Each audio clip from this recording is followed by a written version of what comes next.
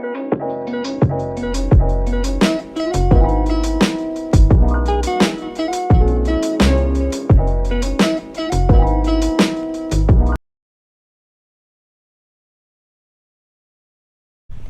guys, so I'm going to be telling you guys all about this book that I read called The Worst Best Man, written by Mia Sosa. So this book was amazing. I finished it in less than 24 hours. It's about, let's check how many pages to be exact. 356 pages, not including the acknowledgments. So the book itself, 356 pages, and then the acknowledgments are 1, 2, 3 pages. So I'm just gonna show you all the pages that I read.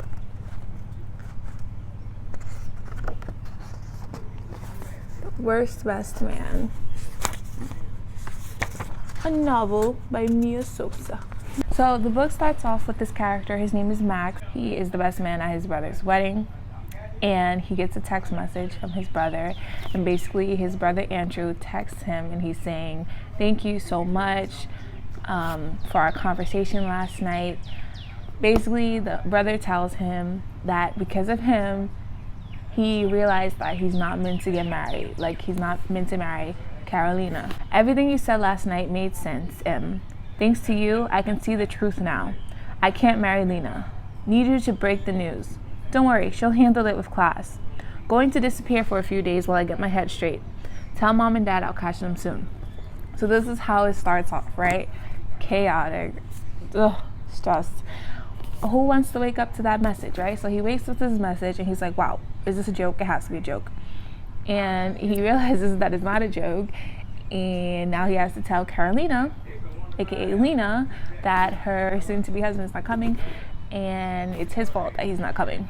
So he tells Lena Andrew's not going to make it. The wedding's not happening. Sorry, but everybody's here for no reason because the wedding's not happening. So he tells her all that, and she's like in shock. She can't believe it, but she maintains her composure. Like she doesn't let him know that she's like crumbling inside. Like she literally is going crazy, and like she can't believe what just happened. Like this dude is really not gonna show up for our wedding. Like what? Like who does this the day of our wedding? Like you couldn't decide that you didn't want to marry me before all these people showed up to support us and everything. So anyway, she tells him to get out, and she never wants to see him ever again. Fast forward 3 years, and she has a possible job opportunity that can expand her career. Guess who she runs into? She's gonna run into Mr. Andrew and Max. Andrew, this runaway husband, runaway groom, and Max, the monster best man who ruined her big day. Because whatever he said to his brother Andrew the night they were drunk and wasted and whatnot that he doesn't remember, whatever he said to Andrew caused him to not want to get married. So she runs into them, and basically they have to work together to find out. They have to work together so that she can get her dream job. This job is the job of her dreams. She needs to have this job, and so she's willing to work with them to get the job done. So while she's working with them, she grows closer to one of these guys, and it gets steamy. It gets really steamy. It gets really juicy. And I'm not gonna tell you who she ends up with. If she ends up alone or if she ends up with somebody else, I don't know. But you guys have to read it. It's very funny, and I enjoyed reading it because as I read it, I was like actually able to picture the scenes. She hates Max. She hates him because she blames him for the fact that her and Andrew didn't get married. So she's holding that against him, but then she realizes like with time he's actually not a horrible person. And there's a big surprise towards the end that I'm not going to tell you, but I think you guys definitely should read this book, The Worst Best Man by Mia Sosa. It's really good. I definitely would read it again in the future, and I enjoyed it so much. So if you guys are looking for a new book to read, check this book out. If you're into romantic comedy, read this book. Hello everyone. So I'm going to share with you some details about this book that I just finished reading. So I started reading this book on March 9th, 2022, and I finished on March 28th, 2022. So here is the book. The title of this book is called It's Not Supposed to Be This Way: Finding Unexpected Strength When Disappointments Leave You Shattered. And the book is written by Lisa. Not even gonna try. Here you go. And it's the #1 New York Times bestselling author of Uninvited. Let's look at the back of the book. Life often looks so very different than we hoped or expected. Some events may simply catch us off guard for a moment, but others shatter us completely. We feel disappointed and disillusioned, and we quietly start to wonder about the reality of God's goodness. So the writer, she understands this deeply. She also discovered that our disappointments can be divine appointments our soul needs to radically encounter God. And it's not supposed to be this way. Lisa invites us into her own journey of faith, and with great vulnerability and honest humor, she helps us to see our lives in the context of God's bigger story. Whether we're dealing with daily disappointments or life-altering loss, we can find unexpected strength as we learn what it means to wrestle well between our faith and our feelings. Okay, so that was a lot. Now let's take a look and see how the chapters are written.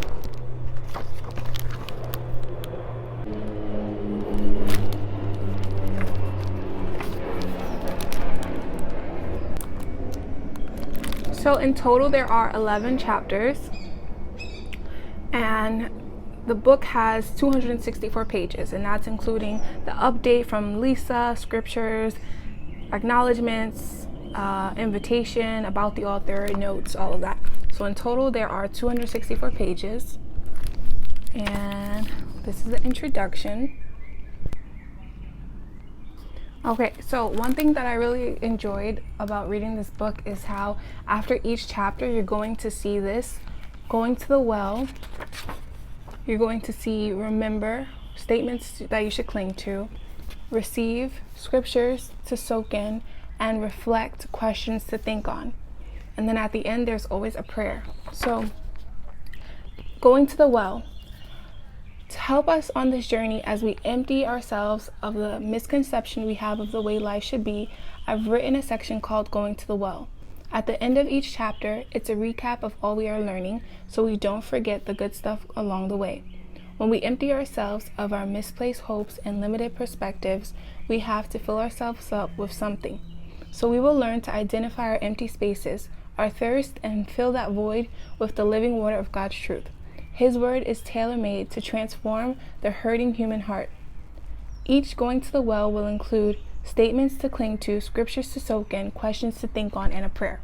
So it just recaps the whole chapter, everything that you just finished reading, and it makes you think, and it also helps you to refer back to the scriptures that she referenced in the chapter, so you can go back, read the scriptures on your own time, and after you read the scriptures, you have a reflection time, so you can reflect on all that you read. You can reflect on the scriptures that you just finished reading and how you can take it in and apply it within your daily life. And then at the end you have a prayer. So that's really different from other books that I've read, and I really enjoy that aspect to this book.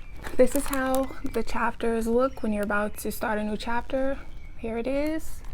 And then at the bottom, this is just how the format is for each chapter. So while I read this book, I took notes on my phone in my Word docs. So I wanted to refer to my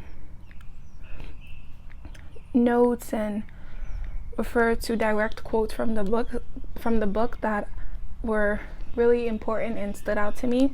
So one quote from page 26 of It's Not Supposed to Be This Way is, God hadn't denied us the best. He's offering us the very best by offering himself. He is our only source of perfection on this side of eternity, and he sees a perfect plan for our dust.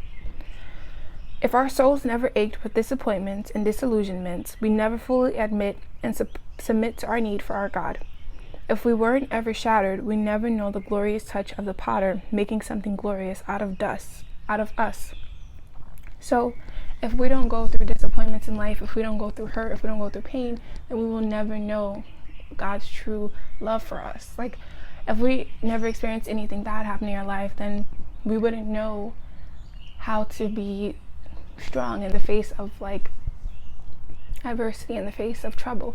We would just be complacent, and we would just be floating along in life and just be comfortable and not really going after God, because we have no other choice. Like, you have to go after God when you go through situations where you feel like you're falling apart, because he's the only one who's going to pull you through. So that was one quote from the book. Let's see if I can find, I have a lot, like a lot. We must set our hearts, our minds on things above by choosing to remember God's words, repeat God's word, and believe God's word about us. So not only is this book important, and not only is this book telling us God's word, we have to read his word on our own time as well and see the connections that we can draw.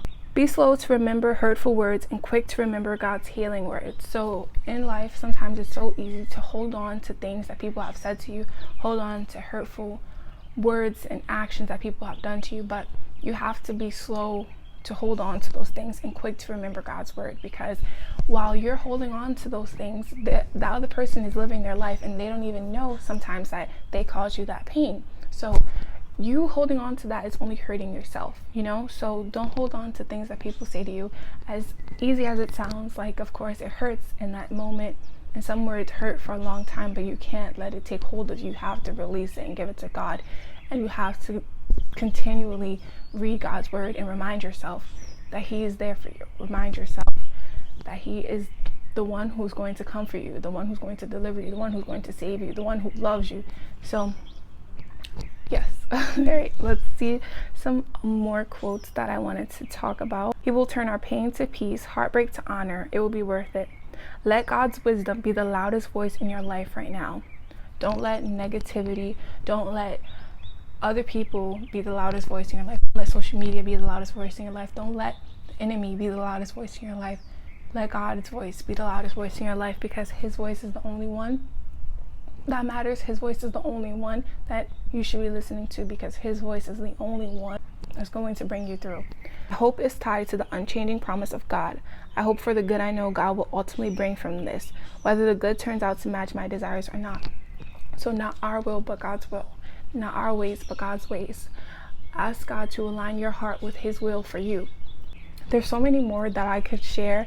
So on page 144, whether our hardships and disappointments are because of things we've done, like David, or things placed on us, like the blind man, God's perspective is that it will all be for good.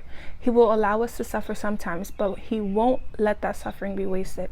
God will use that suffering to shape us, mold us, and make us even better prepared for our purpose if we throw off what hinders us, stay free of the entanglements of sin, and persevere by keeping our eyes on Jesus.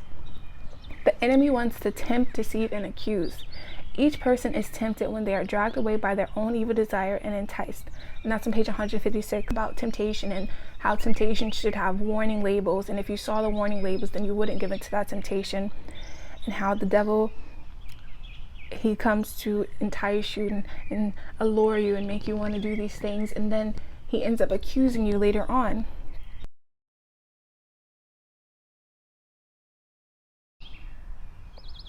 Temptation only works if our enemy keeps the consequences hidden from us.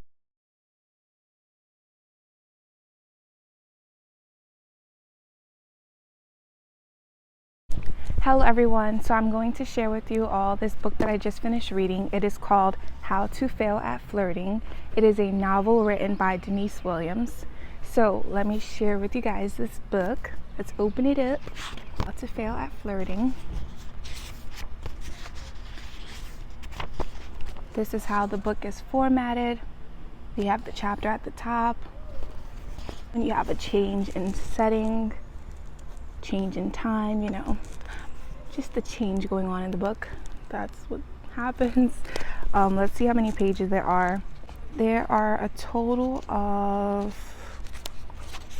328 pages, not including the acknowledgments, which are found right here in the back.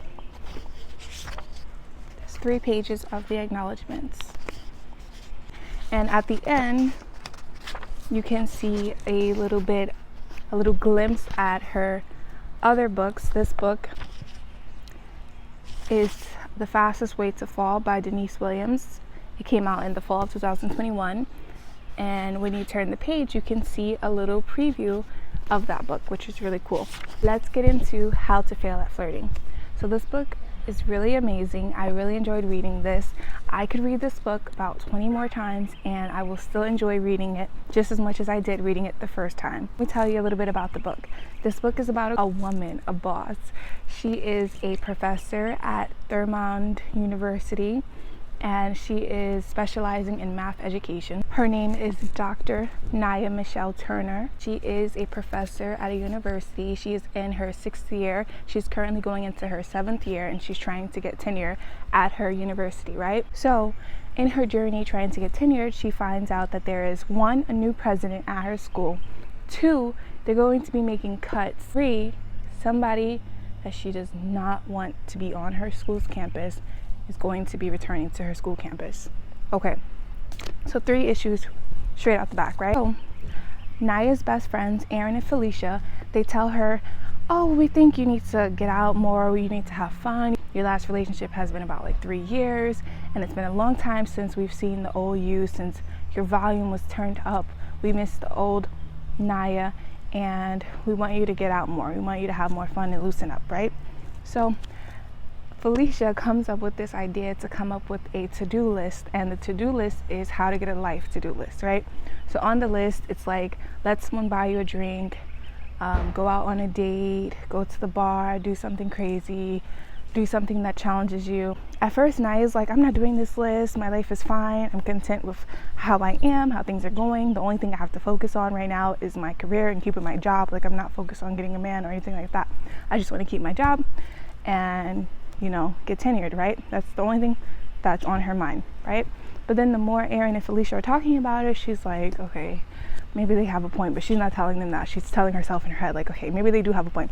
Maybe I do need to get out there more. So she's making a mental checklist in her head while they are verbally telling her what she needs to do to make her life better, right?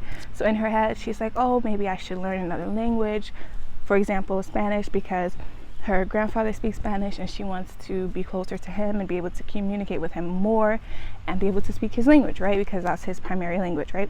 So she's like, oh, maybe I should learn Spanish. Maybe I should take a kickboxing class. She's adding all of this to her head, right? After they come up with this list, they tell her that they're going to go out, all 3 of them, Felicia, Aaron, and Nia. They're going to go out to the bar, have something to drink, relax. She's going to check some things off of her how to get a life to-do list, and it's gonna be a good time. Nia gets to the bar.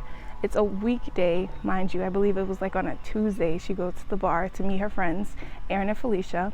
And first she gets a call from Aaron, and he's like, I can't meet you because my mom is in the hospital. When you guys read why his mom is in the hospital, you're gonna be like, oh my gosh. It's really funny.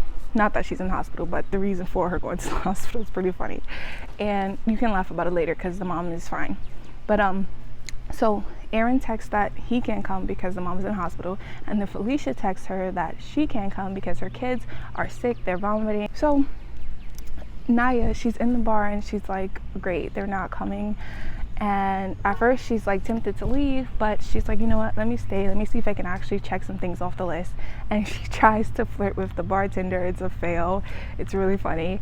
And she ends up meeting someone at the bar, talks to her, and that person ends up being Jake, right? We love Jake. Jake is awesome. So Jake buys her a drink, so that's one thing off the list. And as the night, goes on, as the night unfolds, more things are getting checked off of her list, and she's like, wow, I can't believe I'm actually having a good time. I'm actually enjoying myself, and they enjoy each other's company. But as always, there's always a hiccup. There's always a reason to put things on pause. It's risky. She doesn't want to ruin her reputation. She's afraid to fall in love again. She's afraid to trust a man again. And also, obviously she doesn't want to get hurt, right? Because she doesn't really know if he's really in it all the way with her. And also, he doesn't even live in the same state as her, so that's another issue. And there's going to be another surprise as to why they probably shouldn't be together, or why they will have issues, you know, being together, but I'm not going to tell you. It's a big surprise. And when you find out, you're going to be like, oh, no. But yeah. So yes, Naya is a great character because struggling at first because she's focused on her career. She stays inside of her office. She doesn't really go out. There's clothes that are too big for her, 2 sizes too big, because her ex-boyfriend he just really destroyed her to the point where she can't wear clothes for herself. She has to wear clothes for other people, and she doesn't want people looking at her because it draws too much attention, and she doesn't want that negative attention. So she wears clothes that are too big, stays in her office. She doesn't go out. She just focuses on her work, and she goes home. Like, she doesn't have a social life. Her only friends are Aaron and Felicia. Doesn't really get out much, right? So meeting Jake pushed her to, you know, open up. And there's one line in the book where she says that she feels safe with him, and that's so important when you're with somebody, to feel safe with them, to be able to know that, like, they got your back, like, they're protecting you, and like they feel like home to you. Like, that's an amazing feeling. And we love that for her, because in her last relationship she did not feel safe. He was physically, mentally, verbally, all the lees abusive to her, and to be able to feel safe again with a man is incredible. So basically Jake, he pushes her to, you know, step outside of her bubble, try new things, and go back to what she enjoyed, what she once loved to do before meeting Davis. For example, she loved dancing, but Davis told her that she was an embarrassment because she's not the best dancer. She doesn't have a lot of rhythm, you know, but she still loved to dance. She danced all the time, but then when she got with him, she stopped dancing because he, like, broke her little by little. He broke her apart in so many ways. So she stopped dancing, but then when she meets Jake, Jake encourages her to get back out there on that dance floor and have a good time together. And we love to see it, okay? Jake is just, he's great. And she's great for him. I'm not just gonna let Jake get all the shine, because Jake, he is, for example, afraid of heights, but then when he gets with her, he does some crazy fun things because, like, you know, that's what happens. When you meet the person, you meet the one, build you up, to get you to do things that are good for you, not do things that are, like, going to destroy you, but do things that are gonna build you up, open you up, and get you living life again. They are great for each other. They build each other up. They listen to each other. They have excellent communication. Like, the consistency, okay? He's very consistent, and he's great. Naya, she's excellent because she is a boss in her fields. She specializes in, like, video games, for example. She's a math educator, right? So she finds creative ways to get students learning and growing in math. She specializes in that, and that's amazing. So she's a boss in her field, and now she's learning to love herself again. She's learning to trust herself, trust her emotions. She's learning to trust others, and she's always lifting other women up. She's always talking about how Felicia is this amazing person. And there's another woman in the book where later on you find out that she wants to start a stronger relationship with her because this person has gone through what she has gone through as well. And we love to see the women empowerment. But yeah, so if you guys love romances, if you guys are interested in a page turner, then check this book out. It's pretty awesome, and I definitely would read it again. One would be if you want to read about a boss who is killing it in her field, which is math education. She's a professor about to get tenure. Read it, okay? If you want to read about friendship and how she formed a great relationship with her best friends, read it. If you want to read about romance, the beauty of romance, and people who are different but they come together and they're stronger together and they're just amazing together, read it. If you want to read about how a woman went from being abused, misused, just beaten down, if you want to read about that growth and how she picked her life up one by one, piece by piece, and she rebuilt her life and she got her power back. If you want to read about that, that's number 4.